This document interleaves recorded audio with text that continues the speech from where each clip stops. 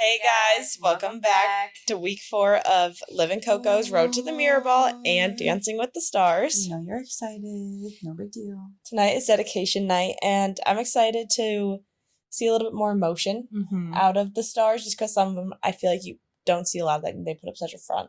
Yeah, I think I'm most excited to see that from Brooks because she is so like commercial Sports Illustrated model that I'm like, I need to see the more like human emotional parts of you. So they also announced their tour schedule last week. Guys, we need some convincing financially. Maybe I can start a GoFundMe or something. If you want to fund us and this podcast and be supporters, we are trying to go to the show in Ames, Iowa. Go Cyclones. This is also for your benefit. Like you will be receiving the content criteria. The content you would receive from this tour and us going crazy would be unreal. So I think leave a comment. I'll leave my Venmo around. You guys can just send some. If you want. Did you know also that last episode was like the most recorded like votes and viewers? Yes. 15 million. Is crazy. The show was like dying before this. Yeah, the people that are on this season saved Dancing with the Stars. Pretty much. I think it's only going to get better from here, so next season's going to be crazy. Chandler and Brandon, they started the show off.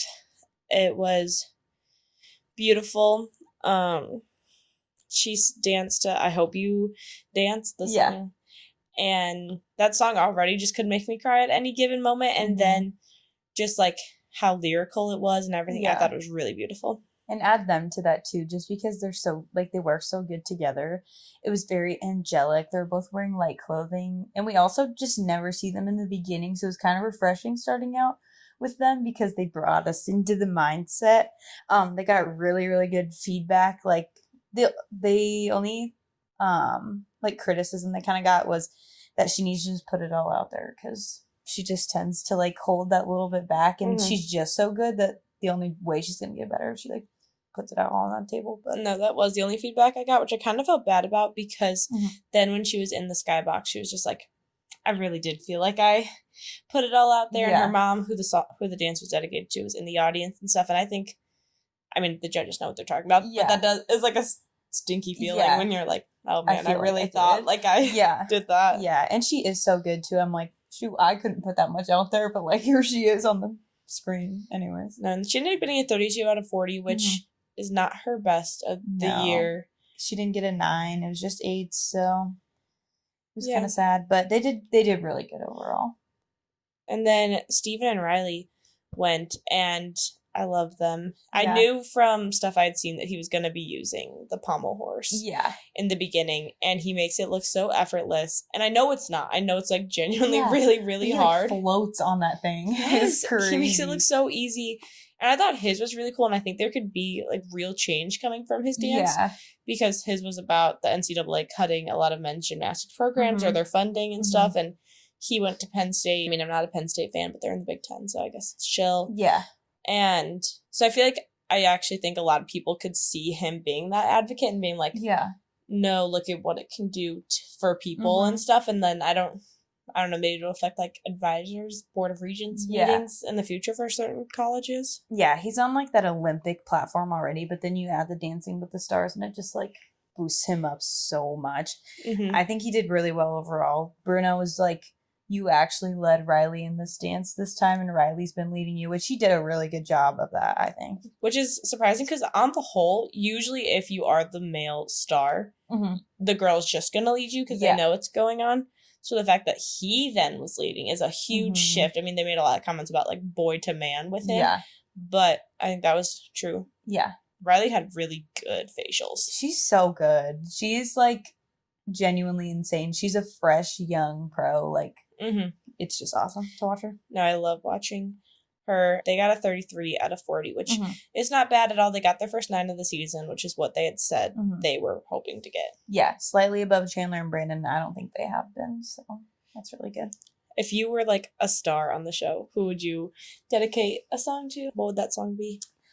I would dedicate the song to my sister Sophie because I love her dearly. Courtney knows her too. She's awesome. And I think it would be a Lizzie McAlpine song because we listened to her together when I first started listening to her, and I kind of showed my sister her music, and it would be Same Boat just because it's a good song. And you got your tattoo for that and song? I did get a tattoo based off of that song, and that was the first song we just both listened to off of her album. So that's what I would do. What would you do, Courtney? I think I'd probably do one for my dad, and I think I would do My Wish by Rascal Flatts, or there's this one Toby Keith song that my dad always really likes. It's like about a daughter, so probably one of those two. Michael's the goat. Is what I would do. Thank you. So Danny and Whitney, their scores reflected it. They got a 36 out of 40. That, I think, is the best dance of the season so far, score-wise, but also just, like, how it affected me emotionally. We were tearing up. That was crazy. It was for his football coach, and there was this one move in the dance where his football coach has passed away a few years ago, but Whitney, who's playing, like, the coach in the dance, is on the ground, and Danny, like, pulls her up. I mean, Whitney is amazing. And everything. So she did great, but Danny, like, pulls her up. That was so good. And then the ending is, like, Whitney after she's died, essentially, and, like, lifting Danny back up, and then, like, from afar going back. It was so, so beautiful. Yeah, it was an emotional journey. I was tearing up. He was really sad about it because he wasn't able to say goodbye to his college football coach, which is so sad. And he was like, yeah, like, I owe everything to him. And I mean, like, he won Super Bowls. Yeah, like went to Texas Tech, and from there he was just crazy good. So, and his lifts were totally insane. He essentially shoulder pressed her off of him, which was insane. He's very talented, and that was probably the best dance. I also didn't know that this is not his first reality TV show. Or Dwight's, actually. Him and Dwight were on this show called Special Forces. And I haven't watched it personally, but it's like a high-intensity reality training show for celebrities. Apparently he went pretty far in it, but he quit because of a shoulder injury. And I don't know, I thought that was kind of crazy. That's so crazy. Also, I guess I just don't see them interact either. Were they on the same time? Yeah, they were on the same season. Yeah, I just don't see them interact either, so I wouldn't have guessed that they would have been on something together. That surprised me too. I don't know if it's just because, like, it's boys and they're not really on, like, the TikTok side beyond, like, what they kind of have to do. So I don't know if that was it or what. I also found out, they actually really only get 2 days to learn their dance. So the show's Tuesday night, and by Thursday night, they have to go do it out on the floor to, like, camera block it so the camera workers know where to go. So you have to, like, know your dance to a degree to, like, perform it like that. Oh my gosh, 2 days is a short amount of time. These people are crazy, bro. It is genuinely Reggie insane. was doing that stuff. Okay, can we just talk about how I miss Reggie real fast? Can we give Reggie a moment of silence? Give Reggie and Eric a moment of silence? Can we bring back Barry from last season and also throw him in there? Yeah. You know, people are talking about, like, I don't think it actually happened, but a golden Dancing with the Stars season, like, kind of what they did with The Bachelor. Like, older people. Yeah, so that then, like, poor little Reginald isn't going against Alona, the Olympian. That's actually kind of a good idea because the older people most of the time, almost all of the time, go. They don't win. They do not win. They're going home within, like, the second week, and it's so sad to see them go. But it's just not fair for them to be competing against these literal Olympic athletes. No, it's literally not. I also found out because Mark Ballas is the guest judge today. Yeah. But him, Derek, and Julianne were, like, best friends, like, growing up. Rumored that Julianne and him, like, dated in high school, like, a fun little thing. I wouldn't be surprised if they, like, lived with him and were that close. Like, stuff happens. Yeah. But then I also found out, so Whitney, she now has a husband and stuff, but when he was on his Mormon 2-year mission that you go on when you turn 18 as a guy, there was, like, a lot of rumors of Mark and Whitney, like, kind of being a thing, but I watched a video of it, and they, like, fully kiss at the end of their dance, and I was like, ooh, how rumored is this thing? But now, like, apparently it did not end on good terms, and, like, they still to this day don't follow each other on anything. Whitney and Mark? Yes. Oh my gosh. But I mean, he just gave her a 9, so, like, obviously it was fun. And I mean, she's married with, like, kids now. This is, like, really, really old drama. That's so crazy. I bet, like, honestly, they avoid each other out of probably respect for the husband of Whitney. I would assume. Mm-hmm. But, or, like, for themselves, but, like, also that because there was the rumors and things. Yeah, that's what I would think, too. Yeah. Let's talk Phaedra. I mean, I thought... Well, let me start, actually. Thank God the guest judge this week is a former pro who won multiple times. Yes. And doesn't just make comments about the girls on the show. Thank goodness. And it's, like, probably not racist like the other one. Right. So I did love the Gene Simmons digs because he was horrible, genuinely. They should never have him on, and they should do more research beforehand again. Derek snaps the 5 sign in half, so that was awesome. Phaedra dedicated hers to her mom. It was honestly really, really good. I thought it was very beautiful and nice, and especially for her, I think that was a big improvement for her. Mm-hmm. She was a lot more relaxed. It was, like, very elegant. It was very sweet. I think she did a little bit better than Dwight, and in my mind, it's between Dwight and Phaedra going home. So, I also found out that apparently Val, it's rumored that he used to, like, fat shame a lot. Including, like, to Jenna, who's his now wife, because apparently they were, like, on and off for a while. I don't know if any of that's true. That's just what I've heard through the windmill. Dang. But, well, let's hope that's not the case. Yeah, no, because I like Jenna and Val, so I'm going to tell myself that that's not true. Yeah, but real.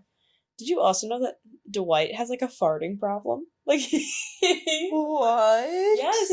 He apparently, like, farts all practice. That's what, like, I've seen on TikTok. Boy, can't keep it up. Isn't that crazy? Oh no, that's so bad. Poor Dwight.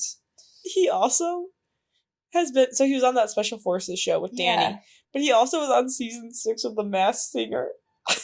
He was the octopus, I believe. No, well, he did dance to his own song tonight. Like, he literally recorded the song and danced to it, but I would never in a million years imagine him, like, being on that show. Isn't that crazy? That's so insane. His dance tonight was just not that good, though. His dance tonight was not very good. He ended up getting a 27, which, to put it into perspective, Phaedra got a 32, so he's pretty low on the podium. The only really cool thing was he had his kids come out at the end and give him a hug, and it was dedicated to his kids. It was sweet. Except at one point he did, like, shout out one of his kids specifically, and he is 5. He literally goes, "My firstborn, I love you, I'm so glad you're here," something like that, and then just stopped. Like, I don't know if that was a time thing or what, but it was really uncomfortable, and I was like, if I was the other kid, I'd be pissed. I've gotta love so that mad. Firstborn.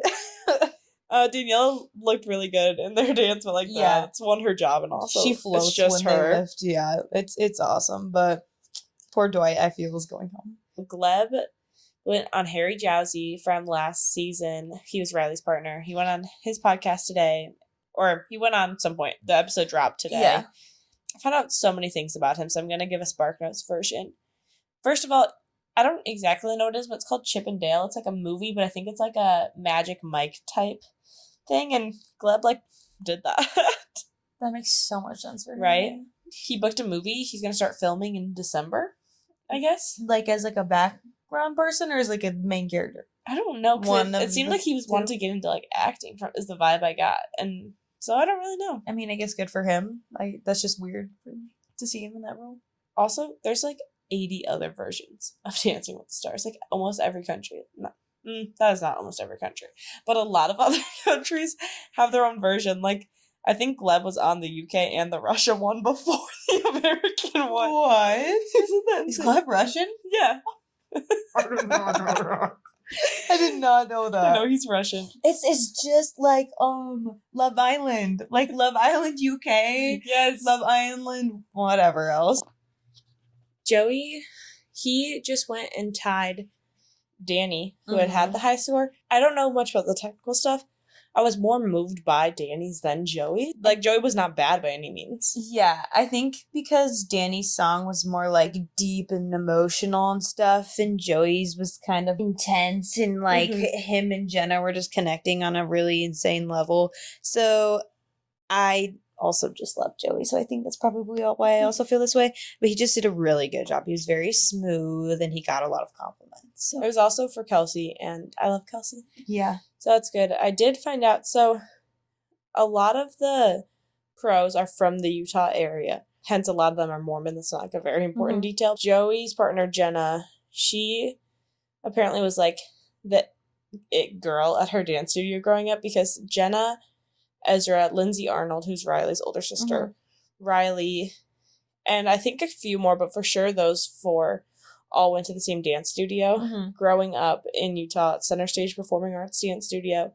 And then there's also a big connection to the pros because of So You Think You Can Dance. A lot of them went on that TV show first, performed well, definitely, and then made their way. Yeah, it gave them some credibility being on that show. Because that's a pretty popular show, too. Yeah, which I think is just like, because Whitney came from So You Think You Can Dance, too, which is just kind of interesting that there's, like, such a connection. They're also just, like, from Utah, too, because apparently, I don't know if it's specifically with the Mormon culture or just the Utah culture, like, ballroom dancing is, like, a huge thing, though, so that's part of why.